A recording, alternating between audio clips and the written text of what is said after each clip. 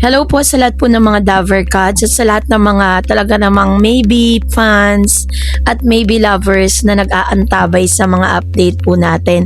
And for today's video, let's talk about isa sa mga pangyayari kung saan ay nagdulot ng matinding kilig no dito po sa maybe maybe war, 'di ba? Kung saan dito po sa isang bagong plot twist na mapapanood natin maya-maya lang. But before that, if you haven't subscribed yet to my YouTube channel, please don't forget to like, share, and subscribe.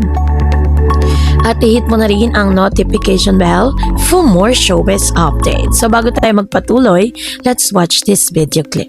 Kasi in 2 years, para 21 ako. Good luck sa inyong dalawa! God bless! Yung mga ninong eh, In no? 2 years, May ebidensya ng ninong eh. ito yung mga ninong, oh. Ay, grabe yun! Ayan, mga ninong, sinang. Ito yung mga ninong oh. Mga Ay, away best daw man, sa taas. best man, best man, Sa taas. best man.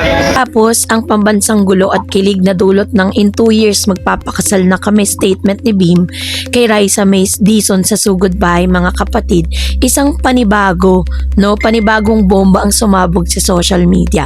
Ibinugyag niya na ang kukunin di umano ni Bimbi na best man para sa sinasabing kasalan ay walang iba kundi si Yul na Dover Cats at tinaguri ang isa mismong taong matagal ng pinagseselosan at ipinangunguso kay Raisa May.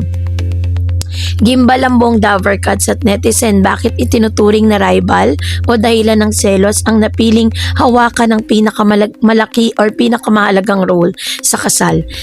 Ito isang power move, isang strategic plot twist o ang ultimate sign ng maturity at bromance. Sumabog ang iba't ibang fan theories, memes at reaction mula sa ex na formerly Twitter or TikTok at Facebook. Ang tambalang maybe ay formal nang pumasok sa kanilang pinakamakulay at pinakadramatic na arc sa kasaysayan ng noontime television. So, si Yul na pinagseselosan di umano nito pong si Mr. Bimbi, no? Ang kasaysayan ng selos angle para sa nakasubaybay sa daily banter ng 8 Bulaga. Hindi na bago ang pangalang Yul. Sa nakalipas sa mga buong taon, madalas gamiting hirit ng mga host tulad ni Jose Manalo, Wally at Paolo Ballesteros si Yul bilang paboritong crush or inaasikaso ni Raisa May sa studio. Ito ang naging dahilan kung bakit sa tuwing may palitan ng biro kina Bimbi at Raisa ay lagi na itutokso si Yul bilang obstacle o ang pinagseselosa ng ating young gentleman. So ang tanong ng marami, bakit si Yul? Ang tatlong main fan theories, the ultimate power move or alpha energy. Sa psychological na Gen Z pop culture, ang pagkuha ng isang rival para maging best man ay pinakamatinding paraan upang ipakita na ikaw ang tunay na nagwagi sa dulo. Kasi parang ang peg kasi dito ni Bimbi, may the best man win. Sa pamamagitan ng paglalagay kay Yul sa tabi niya sa altar, pinapakita ni Bim na walang lugar ang dudang siya ang napili ni Raisa May. And of course, dito po ang bromance, maaring ang dating asaran at selosan ay nagbunga ng isang tunay na pagkakaibigan at mutual respect sa pagitan ni Bimbi at Yul. Sa halip na maging kaaway, ang ginawa niya matalik na katuwang sa pinakamahalagang araw ng kanyang buhay. So ang pure entertainment and content gold, alam ni na Bim at buong Eat Bulaga family kung ano ang gustong mapanood ng publiko. Ang pagkuha kay Yul bilang best man ay ang ultimate recipe para sa maximum engagement, viral memes at tuloy-tuloy na pag-trend ng maybe storyline.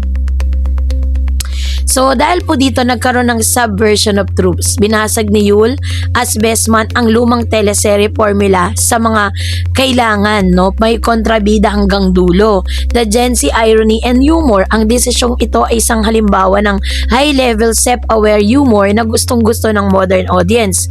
And of course, meron ding tinatawag na unscripted TV legacy.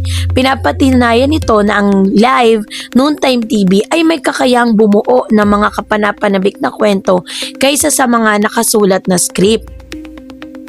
Sa tradisyonal na Filipino media, ang katambal at pinagsiselosan ay laging nag-aaway.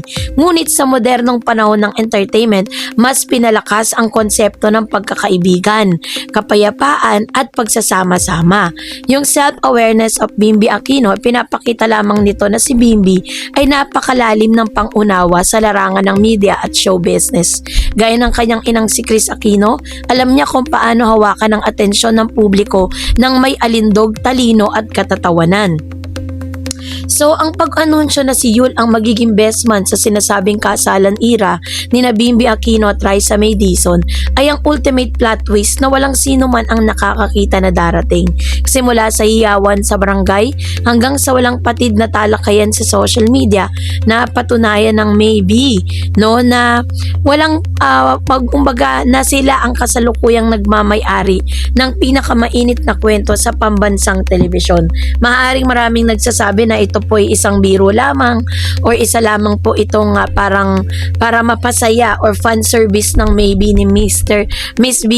Bimbi at Raisa May Dizon sa publiko. Pero kung titignan natin, may pahiwatig dito na kahit gaano pa katindi ang kompetisyon, no, between Yul, Bimbi at Raisa May, dito po sa puso ni Raisa, still lumalaban si Bim, 'di ba? Parang ina-accept niya yung challenge na may the best man win. Sino ba talaga yung magwawagi sa puso ni Raisa May Dizon sa ngayon?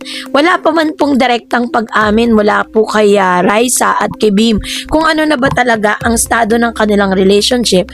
Pero sa mga kinikilos, sa mga sinasabi at sa mga declaration at mga statement po ni Bim, ito po ay isang pagpapatunay at pagpapalakas dun po sa tambalan po nila na parang sinasabi ni Bim na he already parang ina-accept niya yung challenge na sino man ang babangga dun po sa pagbabakod na ginagawa niya kay Raisa, babanggain niya din. Parang ganon, 'di ba? Parang kaya kung makikita ninyo, 'di ba? Talagang si Bimbi lumalaban siya eh.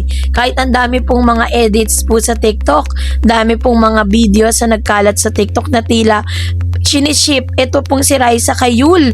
May mga videos na nagkalat doon na kahit alam naman natin na parang si Bimbi talaga yung point person ni Miss Raisa May sa pagkakataong ito. Marami nagsiship, 'di ba? Pero syempre, sabi nga ng kasabihan, sino ba talaga ang karapat dapat? Sino ang dapat magwagi sa puso ni Raisa? Matuloy man yung mga plano at mga sinasabi ni Bimbi Aquino, no? Ang dapat nating abangan sino bang mas matimbang para kay Raisa May?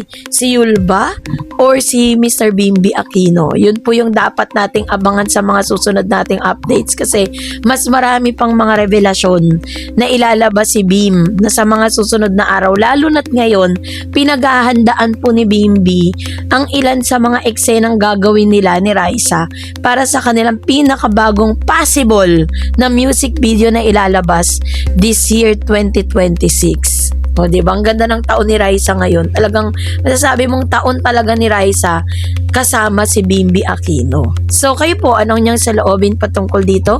Mag-comment kayo sa comment section. And that's it for today. For more videos and updates, please don't forget to like and subscribe, and please don't forget to follow my Facebook page, Dareds TV and Dareds Channel. God bless everyone.